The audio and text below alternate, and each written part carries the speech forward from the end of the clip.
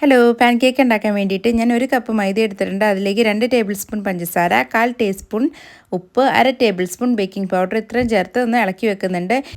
ഇനി ഒരു മുട്ടയിലേക്ക് 1/2 teaspoon vanilla എസൻസും കൂടി ചേർത്ത് നന്നായിട്ടൊന്ന് മിക്സ് ചെയ്യാം.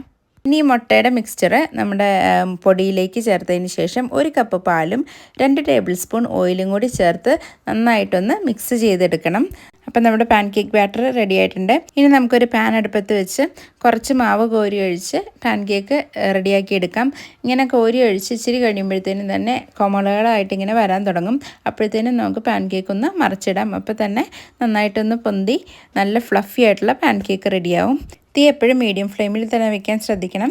ഇത് തേൻ ഒഴിച്ചോ മേപ്പിൾ സിറപ്പ് കൂട്ടിയോ അല്ലെങ്കിൽ ന്യൂട്രല്ല കൂട്ടിയോ ഒക്കെ കഴിക്കാൻ അടിപൊളിയാട്ടോ. അപ്പോൾ പെട്ടെന്ന് തന്നെ ഇത് റെഡിയാക്കി എടുക്കാൻ പറ്റും. അപ്പോൾ എല്ലാവർക്കും ഇഷ്ടപ്പെട്ടെന്ന് വിചാരിക്കുന്നു. വീഡിയോ ഇഷ്ടപ്പെടുകയാണെന്നുണ്ടെങ്കിൽ ലൈക്ക് ചെയ്യാനും ഷെയർ ചെയ്യാനും മറക്കല്ലേ. ചാനലൊന്ന് സബ്സ്ക്രൈബ് ചെയ്ത് സപ്പോർട്ടും കൂടി ചെയ്യണേ. അപ്പോൾ അടുത്ത വീഡിയോ ആയിട്ട് വീണ്ടും കാണാം. ടാറ്റാ.